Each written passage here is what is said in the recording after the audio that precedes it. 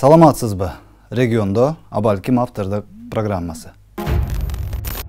Кыргызстаныбызда депутат болууну каалабаган кимдер гана калбады. Дагы бир аптадан кийин Кудай буйрса, өлкөбүздө кайрадан тынчтык болуп, мандат алганы алып, калганы калып, элибиз кайра кадимки жөнөкөй турмушун уланта берет. Андан кийин элдин алдына ким келип акыл айтып, өлкөнүн пайдасы үчүн депутат катары аткарып жаткан жумуштары боюнча отчетун берип, калайык калк менен бирге болуусун улантат, аны бир ана Кудай билет. Жана бүгүнкү биздин шайлоочуларыбыздын тандоосуна байланыштуу болот.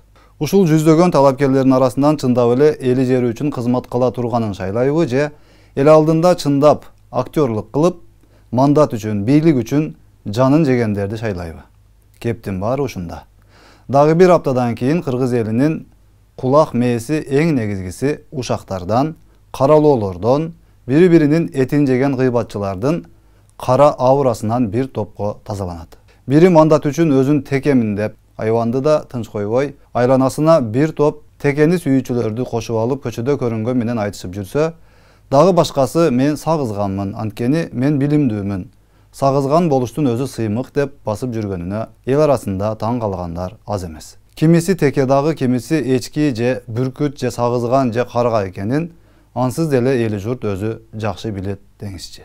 Бирок маселе бүгүн кыргыз парламенттин жаныбарларга, айвандарга эмес, адамдарга болгондо да чыныгы мекенчил, таза кадрларга толтурууда турат. Ансыз дагы Кыргызстандын жогорку кеңеши буга чейин эл арасында 120 кой, чимкириктер деген сыяктуу жаман аттарга конуп калганы чында. Эми анын баарын артка калтырып, бул жолкусунда парламентибизге айбандардын сыпатын эмес, ыйман ынсаптуу, билимдүү, сатылбаган, сатпаган инсандардын сыпатын алып жүргөндөрдү тандап алышыбыз керек да. Айбандын баары чогулуп отура турган Кыргыз парламенти зоопарк эмес да. Интернетти ачып карасаңыз, бүгүн бийликтен сыртта калган, колунда эч кандай мансап калбагандын баары эле акылдуу. Сүйлөгөн сөздөрүн карап отурсаңыз, жалаң гана Жапаров менен Ташиев жаман. Булар андай, булар мындай деген эстүүлөр. Кызыгы булардын колунда бийлик турганда, Кыргызстанды каалагандай калчап турганда, ошол бүгүн өздөрү көрүнгөн жерде айтып жүргөн энергия секторун неге гүлдөтүп коюшпады эле? Ошолор кезинде улуттар арасында согуш чыгарып, жыл сайын өкмөт башчыны алмаштырып, мандат сатып, порнография менен алектенип жүрбөстөн, жок дегенде бир ГЭСти куруп кыргыз элине жакшылык кылып койсо болбойт беле? Же чек араны чечип, коңшу мамлекеттер менен талаштуу бир да жерди калтырбай, өздөрүнүн кыйындыгын көрсөтүштүбү? Жок. Тилекке каршы андай болбоду. Мамлекетибиз дал ушул бүгүн эми эң эле акылдуу болуп жаткандардын айынан ушул күнгө келди. Дагы бири бүгүнкү коррупцияга каршы күрөштүн жүрүп жаткан тактикасын түшүнө албай, булар кустурганда бири келип экинчисинин оозуна кустуруп жатат окшойт. Жыты да жок деп пакшап жатканын көрүп турабыз. Ар ким өзүнүн табиятына жараша ой жүгүртөт тура. Баарыбыз жакшы билгендей, куштар өз балапандарын ушинтип багат. Алар үчүн бул табигый көрүнүш. Ал эми Кыргызстандагы көпөстөрдөн кайтарылып жаткан кыргыз элинин акысы мамлекеттин казынасына түшүп, ошонун эсебинен армияга 100 миллиондогон долларлар сарпталып, байрактар сыяктуу заманбап аскердик техникалар сатып алынып жатканын анчейин саясатчы эмес, анчейин адис эмес киши деле түшүнүп турат да. Буга чейин армияга бир ок сатып алып берүүгө жарабай, көрүнгөндөн жалдырап, мамлекетти карызга батырып жүргөн акылдуулар муну жакшы эле түшүнүп турат. Бирок эптеп бирөөнү жамандаш керек болуп атканда, ыйманын жеп, сөздү бурмалоого аракет кыла беришет тура.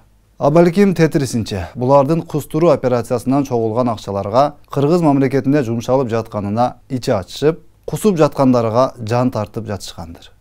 Болбосо кыргыз элинин эсебинен мыйзамсыз байыгандардан элдин акысын кайтарууну колдоп чыгышат эле да.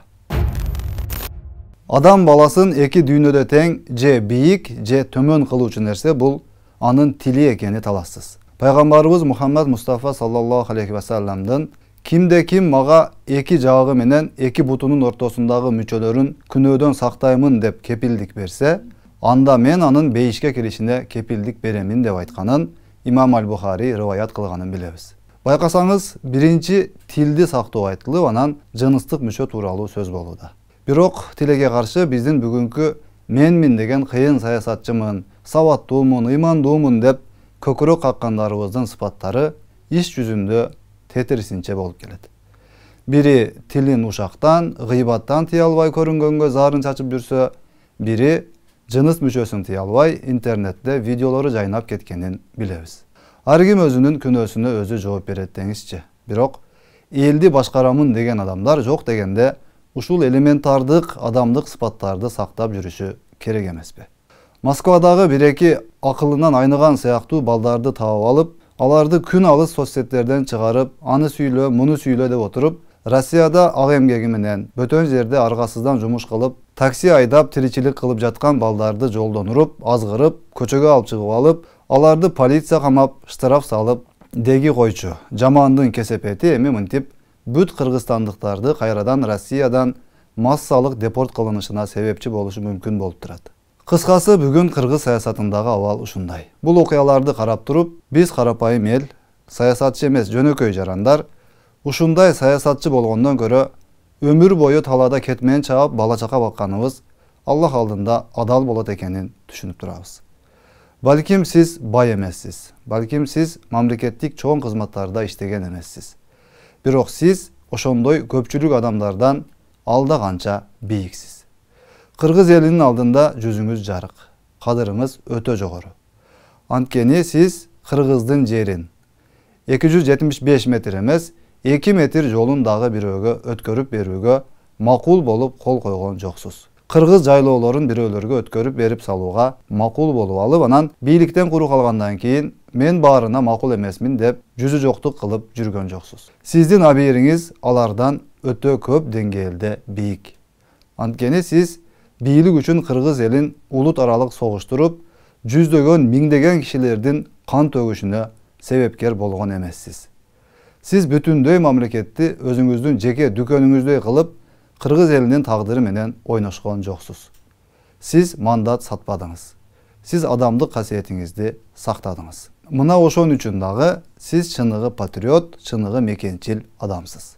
Эртең тагдыр сизге мына ушул сыяктуу чоң жакшылыктарыңыз үчүн өзүнүн оң баасын сөзсүз түрдө берет. Ал эми берки тетири жүргөндөргө болсо, албетте эртели кеч жоопкерчиликке тартылат деп ойлойбуз.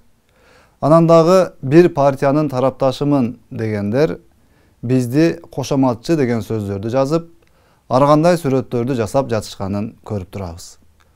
Бул чыгарылыштын аягында кошоматчылыктын үлгүсүн көрсөткөн агаларыбыздын өткөн жашоосунан бир элести тартуулап коюуну туура көрдүк.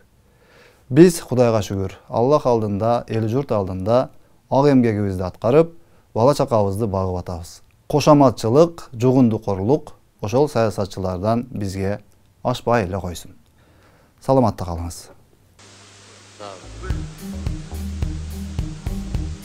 Урматтуу коноктор, урматтуу достор, урматтуу коллегалар, бүгүн жана айтылган сөздөрдүн баары нукура чындык. Ар бир азаматтын башынан Кудай ушуга жеткирген бар, ага жетпеген бар дегендей, эр ортону 50 деп айтып келгенде, өткөндө Мамбет Мамакеевич 80-ге чыкканда айтты, эр ортону 80 деп. Демек, ал жерге келгенде мен киргенде айтканым 16 жашыңыз куттуу болсун деп айтканым ошол. Ар дайым эми турмуштун баштала турган мезгили. Кудай ошону куттуу кылсын. Бул жерде президенттин куттуктоосу, Акмат Салиевичтин куттуктоосу, Адыл Салиевичтин куттуктоолору жаңырып өттү. Биз бул жерде турган коллегалардын бардыгыбыз ошого кошулабыз. Бүгүнкү кече өзгөчө кече болуп Кудай көрүнүп турат. Женя, вот Евгений Меньшов, это вот эта великая эпопея, великая история, великая советская культура, сегодня все посвящается Джаношу Салиевичу. Это безумное богатство. Это я завидую вам белой завистью. У кого на дне рождения, на юбилее была песня года Советского Союза. Это значит, вся та великая история посвящена именно сегодняшнему юбиляру Джаношу Салиевичу. Это говорит о том, что вы безумно богатый человек, счастливый человек. И самое главное, как вначале было, пролог. Жизнь, посвященная Отечеству. Это есть такая профессия, как говорится, защищать Родину. есть такая профессия – защищать своих граждан от тех, о которых мы сегодня посмотрели по видеофильму. Жанис Салиевич, сізге Құдай денсаулық берсін, аманшылық болсын, жақсылық болсын, ардайым жадырап, жайнап, жарқырап, жана қырғыздар жақшы қалаларды айтқанда, болбоду дегенде ушундай жаштын дагы бирин жашаңыз деп коет. Кылымдык жашы болсын, бакыт болсын, ардайым алдыңызда ушул ишенип, мына мен артымда турган азаматтарга мен ишенем деп кылчайып артты карабагандай ишенимдүү достор болсын. Куттуу болсын. Эми биздин салтыбыз боюнча салтанат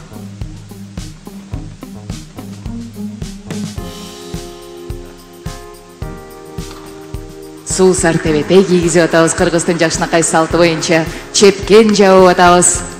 Дүркүргөн кол чабуулардын коштоосунда. Анан муну ключпу? Начал. Ушуну чапкылаганда ар качан жортулуңуз баягындай ийгиликтер менен келсин. О чем я говорю, вы прекрасно поняли. чоң рахмат. Чоң рахмат. Чоң рахмат. Чоң рахмат.